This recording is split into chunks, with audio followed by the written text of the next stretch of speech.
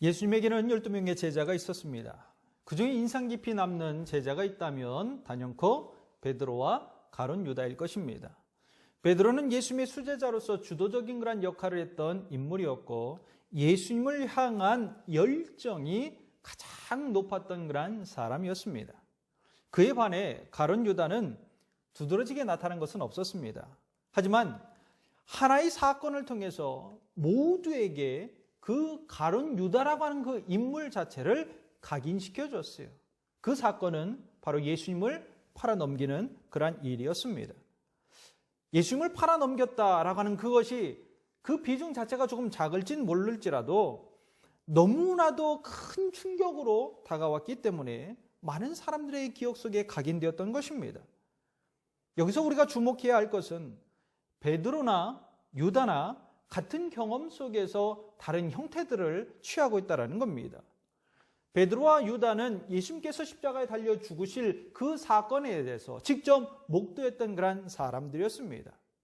그 가운데 유다는 예수님을 팔아넘기고 예수님을 떠났어요. 그리고 베드로는 예수님을 저주하고 맹세하면서 예수님을 부인하고 예수님 곁을 떠났던 그런 사람이었습니다. 여기까지는 비슷합니다. 예수님을 떠났다라고 하는 사실은 바뀌지가 않아요. 유다나 베드로나 예수님을 떠난 그 사실은 바뀌지 않습니다. 하지만 예수님께서 부활하셔서 베드로에게 다가가 이렇게 말씀하셨죠. 내가 나를 사랑하느냐? 내가 나를 사랑하느냐라고 하는 그 질문 앞에 베드로는 다시금 믿음 앞으로 돌아와 믿음의 제자리로 돌아와 예수님과 함께하며 예수님께서 자신에게 맡기셨던 그 사명의 일들을 다하며 나아갔습니다. 그러나 유다는 제자리로 돌아오지 못했습니다. 예수님을 팔아넘겼다라고 하는 그 죄책감 때문에 스스로 목숨을 끊고 제자리로 돌아올 수 있는 그 기회조차도 상실하고 말았다라는 겁니다. 베드로와 유다는 같은 시간을 보냈습니다. 그리고 같은 경험을 했습니다. 그런데 누군가는 제자리로 돌아왔고 누군가는 제자리로 돌아오지 못했어요. 왜 이러한 현상이 일어났을까요? 단절 때문이라고 생각이 됩니다. 주님과 함께하는 시간을 통해서 제자리를 찾고 돌아와야 하는데 그 단절로 인하여서 제자리를 찾지 못하는 거예요. 그래서 유혹의 자리에, 세상의 자리에, 고통의 자리에 그대로 주저앉아 있었던 것입니다. 세상의 자리에 앉고 시험의 자리에 앉고 고통의 자리에 앉아 있으면서 그 가운데 죄를 기뻐하면서 죄를 기쁨으로 여기며 살아가는 사람들이 너무나도 많아요. 왜 나에게 이러한 시험을 주고 왜 나에게 이러한 고통을 주냐면서 주님을 원망하는 그런 일들이 너무나도 많아집니다. 그러므로 인해서 믿음의 자리로 돌아오지 못하게 된 것입니다. 지금 우리에게 필요한 것이 있다면 믿음의 제자리를 찾는 것입니다. 다시금 믿음의 제자리로 돌아오는 것. 한마디로 성도의 자리로, 사명의 자리로, 하나님의 자리로 돌아와야 한다라고 하는 것입니다. 여러분, 지난 일주일간 어떻게 지내셨습니까? 명절이라고 하는 그 명목하에 단절 아닌 단절을 경험하고 있지 않으셨나요? 명절이 나쁜 것은 아니죠. 함께 더불어서 모여서 친지들과 함께 모여서 기쁨을 나누는 그런 좋은 시간들입니다. 하지만 그 시간들 속에서 어쩔 수 없이 아니면 상황이 바뀜으로 인해서 하나님과 단절을 가질 수밖에 없게 되었다라는 겁니다. 거의 대부분 명절 기간 동안 가정 예배로 대체한 교회들이 참 많았습니다. 공적 예배를 드리지 못했다라고 하는 것이죠. 가정 예배를 드림으로 인해서 충실하게 드렸다면 너무나도 감사한 일이겠지만 현실적으로 그렇지 못한 것이 우리들의 일상의 삶입니다. 한 믿음의 가정만 있는 것이 아니에요. 세상의 가정들도 있기 때문에 세상 속에서 함께 어울리게 됩니다. 그러다 보면 믿음의 자리에서 벗어나는 일들이 생기게 되고 그로 인해서 하나님과의 단절이 생기게 되어 있습니다. 사람이 참 이상한 것이 처음에는 불편한 것 같지만 시간이 지나면 편하게 생각하게 됩니다. 그래서 세상의 자리에 있는 거예요. 세상의 자리에 안주하게 되는 것입니다. 안주하다 보면 점점 더 하나님과 멀어지고 하나님과의 단절되는 그 시간들이 더 지속됨으로 인해서 믿음의 자리로 돌아와야 되는데 그 자리로 돌아오지 못하고 세상에 안주하면서 그 세상의 자리에 그냥 앉아있는 성도들이 참으로 많다라는 겁니다.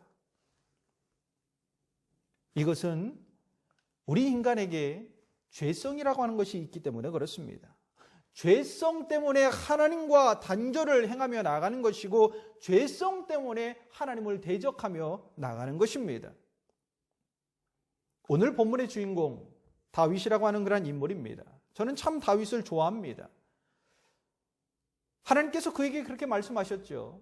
너는 내 마음에 합한 자다. 내 마음에 맞는 자다라고 그렇게 불러주었습니다. 그런데 지금 이 다윗이 제자리를 찾지 못하고 방황하고 있어요. 하나님 앞에서 죄를 범하고 있다라고 하는 것입니다. 다윗이 하나님과 단절되어서 죄를 범하고 있다. 여러분 믿어지십니까? 하나님께서 내 마음에 합한 자라고 인정해 주었던 어찌 보면 유일한 사람인데 성경 가운데 그렇게 기록되어졌던 인물이 바로 다윗 한 사람뿐인데 다윗이 하나님 앞에서 죄를 범하고 있다. 여러분 믿어지시나요? 믿어지지가 않아요. 그러나 오늘 시편 51장은 다윗이 밧세바와 동침한 후에 그의 남편 우리아를 전쟁터에서 죽게 만들고 그 죄악을 나단 선지자가 지적하고 난 후에 자신의 죄를 인정하면서 하나님 앞에 회개하며 고백한 시가 바로 시편 51장입니다. 다윗이 왜 이런 악행을 저질렀을까? 어떻게 하나님과 단절되어서 하나님 앞에 죄악을 저질 수 있었는가? 사무엘하 11장 1절로 2절 말씀 가운데 보면 그렇게 기록하고 있습니다. 그 해가 돌아와 왕들이 출전할 때가 되매 다윗이 요압과 그에게 있는 그 부하들과 온 이스라엘 군대를 보내고 그들이 암몬 자손을 멸하고 랍바를 에워쌌고 다윗은 예루살렘에 그대로 있더라. 저녁 때에 다윗이 그의 침상에서 일어나 왕궁 옥상에서 거닐다가 그곳에서 보니 한 여인이 목욕을 하는데 심히 아름다워 보인지라. 다윗은 전쟁이 있을 때 누구보다도 하나님을 의지하면서 앞장섰던 그런 사람이었습니다. 그런데 이상하게도 전쟁터에 나가지 않았어요. 장수들만 내보냈다라는 겁니다. 그리고 자신은 예루살렘 성에 그대로 남아 있었습니다. 여러분 한번 생각해 보십시오. 왕이 한 번 좀 안 나갈 수도 있겠죠. 그러면 전쟁터로 보낸 그 장수들을 위해서 하나님 앞에 나아가서 기도하며 예배 드려야 하는 것 아닙니까? 그런데 이 다윗이 예루살렘 성에 남아서 저녁 때쯤에 침상에서 일어났다라고 성경은 기록하고 있습니다. 어찌 보면 왕궁 침상에서 뒹굴뒹굴 놀다가 저녁 때쯤 일어나서 옥상에 올라가서 그냥 거닐고 있다가 아래를 내려봤더니 한 여인이 목욕하는 것을 봐요. 그리고 그 여인과 동침을 합니다. 더 중요한 것은 그 여인의 남편이 충직한 신하였던 우리아의 아내임을 알면서도 악행을 저지르고 있었다라고 하는 것입니다. 어떻게 이런 일이 있을 수 있을까요? 어디부터 잘못된 것일까요? 하나님과 단절되어 있었다라고 하는 그 대목을 우리에게 보여주고 있는 것입니다. 믿음의 자리에 있어야 하는데 그 믿음의 자리를 떠나서 세상의 자리에 있고 정욕의 자리에 있고 죄악의 자리에 앉아 있었다는 것입니다. 다윗이 하루만 그랬을까요? 그날 하루만 저녁 때쯤 일어나서 그 여인을 보고 여인과 통침하는 그러한 일들을 행했을까요? 그렇지 않았을 거예요. 아마 오랜 시간 지속되었을 것입니다. 그러다 보니 하나님을 생각하는 것이 아니라 자신의 육심을 생각하게 되었고 믿음의 자리에 앉아 있는 것이 아니라 세상의 자리에 앉고 육심의 자리에 앉고 유혹의 자리에 앉아 있게 되었다라고 하는 것입니다. 그 결과가 밧세바와 동침하는 것이며 충직한 신하 우리아를 죽이는 것이었습니다. 떨어져 있는 시간이 길어지면 제자리를 찾기가 참으로 힘듭니다. 일주일이라고 하는 그런 명절 기간, 여러분 깁니까 짧습니까? 짧은 시간이 아닙니다. 긴 시간입니다. 충분히 하나님을 멀리하고 믿음의 자리에서 떠나서 세상의 자리에, 유혹의 자리에, 욕심의 자리에 앉을 수 있는 그러한 시간입니다. 아직 제자리를 찾지 못하고 방황하는 분이 계십니까? 하나님 앞으로 나오십시오. 믿음의 자리로 다시 돌아오십시오. 내가 서 있어야 할 그 구원의 자리에 서 있는 성도들이 될 수 있기를 간절히 축원합니다.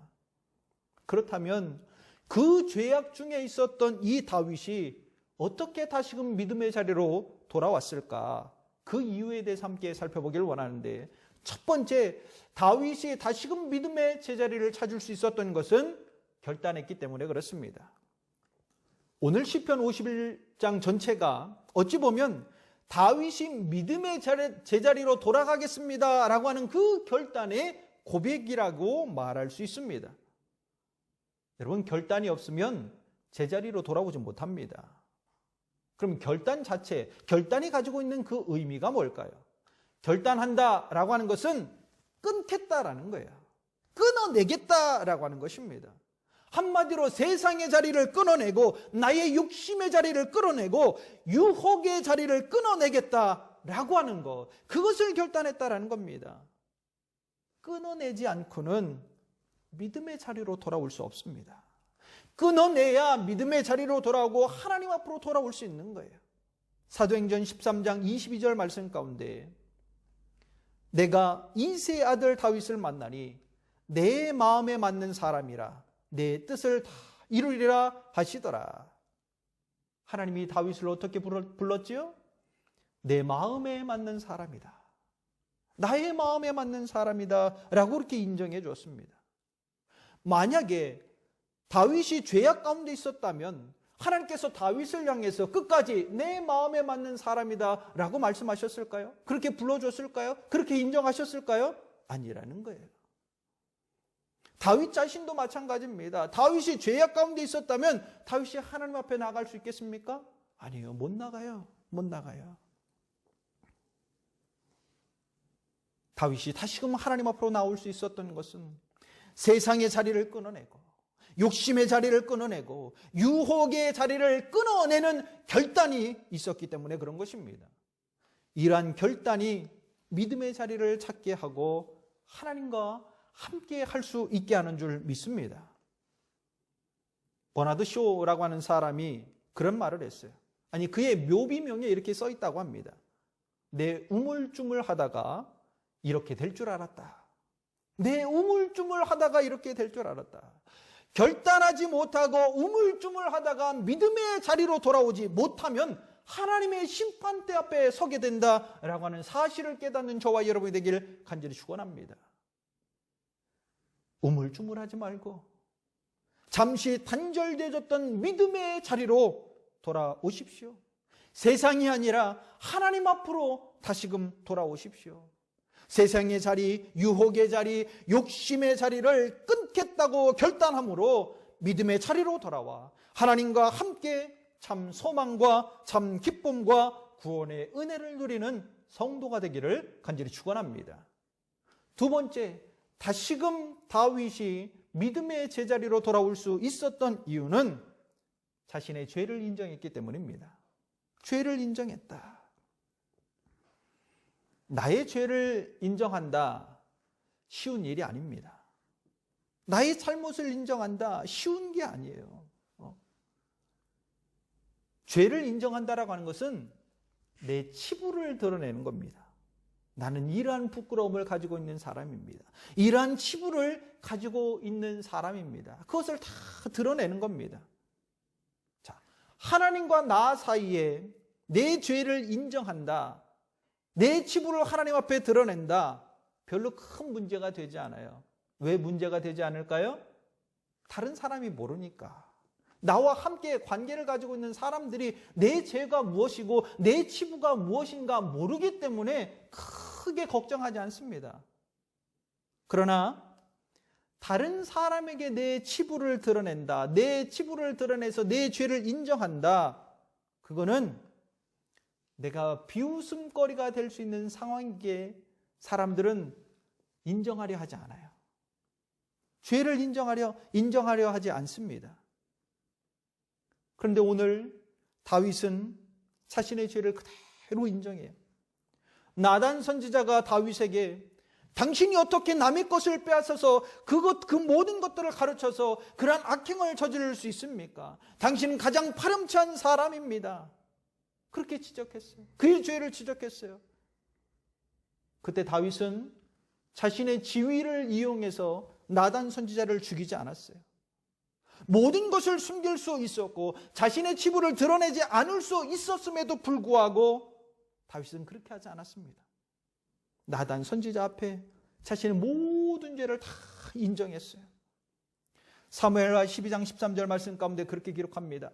다윗이 나단에게 이르되 내가 여호와께 죄를 범하였노라. 즉각적으로 자신의 죄를 인정했어요. 그리고 하나님 앞에 나아가 회개하기 시작했습니다. 오늘 본문 4절 말씀을 보십시오. 4절 말씀 가운데 이렇게 기록합니다. 내가 주께만 범죄하여 주의 목전에 악을 행하였사오니 주께서 말씀하실 때에 의로우시다 하고 주께서 심판하실 때에 순전하시다 하리이다. 여러분, 회개하는 다윗을 보십시오. 자신의 죄를 인정하는 다윗을 한번 보십시오. 하나님을 멀리하고 세상의 자리에, 유혹의 자리에, 욕심의 자리에 있었음을 인정하며 회개하며 나아갔습니다. 감추지 않고 자신의 악함을 다 드러내면서 하나님 앞에 회개하며 나아갔습니다. 그리고 나단 선지자, 그에게 다 인정하며 나아갔습니다. 왜 그랬을까요? 죄를 인정해야 하나님 앞에 나아가 회개할 수 있기 때문에 그래요. 회개해야 다시금 믿음의 자리로 돌아올 수 있기 때문에 그렇습니다. 한 주간 하나님을 멀리했던, 그리고 세상의 자리에, 유혹의 자리에, 욕심의 자리에 있었던 나의 부끄러운 그런 모습들을 한번 생각해 보십시오. 그리고 하나님 앞에 내 죄를 인정하며 회개하며 나아갈 수 있기를 간절히 축원합니다. 그래야 다시금 믿음의 자리로 돌아올 수 있는 거예요. 다시금 믿음의 자리로 돌아와야 하나님과 함께 더불어서 기쁨의 삶을 나누고 삶 속에서 믿음의 승리를 나타나게 되는 줄 믿습니다. 그러한 성도가 되어질 수 있기를 간절히 축원합니다. 마지막 세 번째, 다윗이 어떻게 믿음의 자리로 돌아왔는가? 그것은 하나님을 신뢰했기 때문에 그렇습니다. 하나님을 신뢰했다.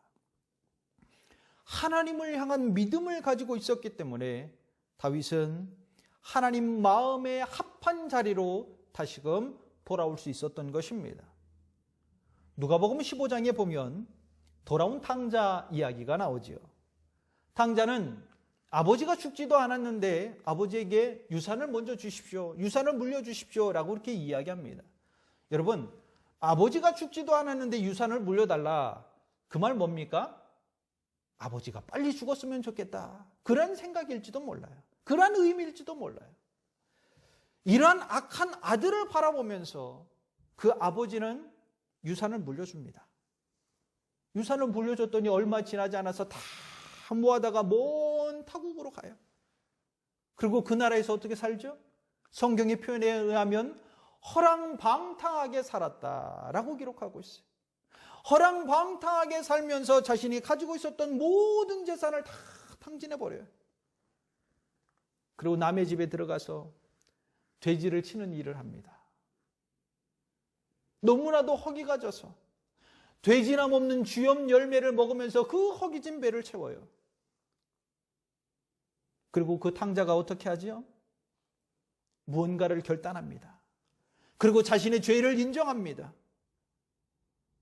뭘 결단했을까요? 아버지께로 돌아가야 되겠다. 뭘 회개했을까요? 자신의 죄를 회개했어요. 결단하고 자신의 죄를 인정했다 할지라도 아버지가 나를 받아주실 것이다 라고 하는 그런 믿음이 없으면 돌아갈 수 있습니까? 못 돌아가요. 돌아갈 수가 없습니다. 그런데 이 탕자는 아버지께 돌아갑니다. 왜 돌아갔을까요?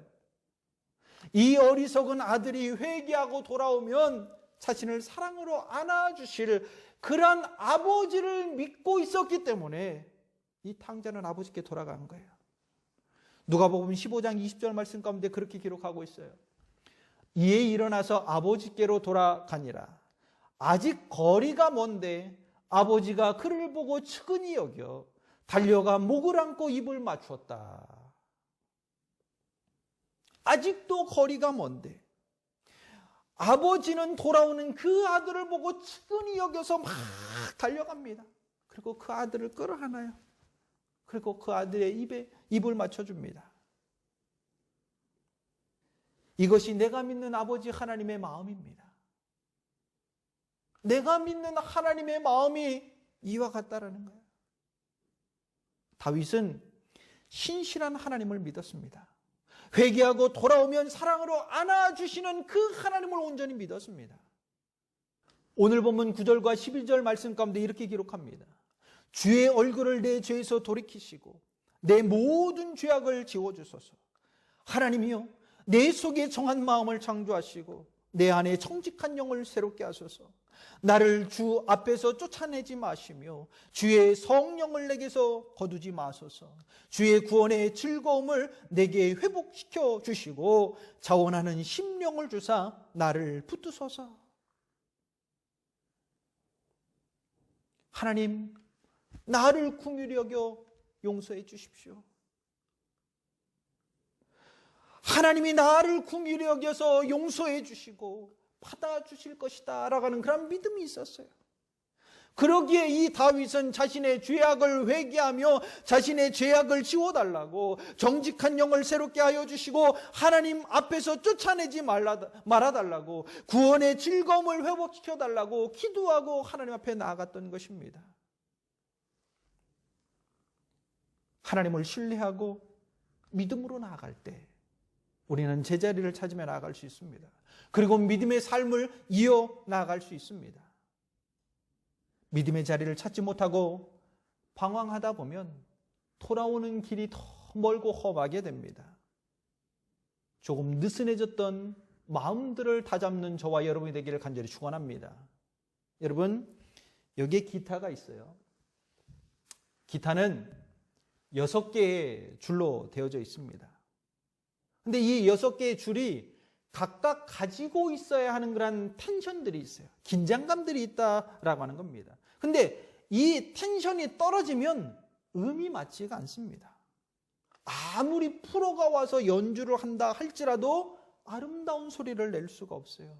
음이 맞지 않기 때문에 그렇죠. 하지만 텐션을 유지하고 있으면 아름다운 소리를 내고 많은 사람들에게 위로를 안겨주며 기쁨을 안겨주는 그러한 중요한 도구가 됩니다. 이처럼 그리스도인이 가져야 할 믿음의 텐션이 있습니다. 그 믿음의 텐션을 유지하고 있을 때에 아름다운 복된 삶을 살아갈 수 있게 되는 것이고 하나님과 함께 더불어서 온전한 행복하고 참된 소망의 삶을 살아갈 수 있게 되는 겁니다. 혹시 하나님과 단절되어졌던 그런 시간들을 가지고 있나요? 그 시간들을 다 청산하며 나아갈 수 있기를 간절히 축원합니다. 그래서 믿음의 자리로 다시금 돌아올 수 있기를 간절히 축원합니다. 여러분, 오늘 말씀을 한번 기억해 보십시오. 오늘 말씀을 따라서 세상의 자리, 유혹의 자리, 욕심의 자리를 끊겠다고 결단하십시오. 나의 죄와 어리석음을 인정하고 회개하십시오. 나를 긍휼히 여기고 사랑으로 받아주시는 하나님을 신뢰하십시오. 그래서 믿음의 제자리를 찾아 하나님의 이름을 높이고 하나님이 주신 사명과 비전, 그 모든 것을 이루며 하나님 마음에 합한 자, 하나님의 기쁨이 되는 성도가 될 수 있기를 간절히 축원합니다.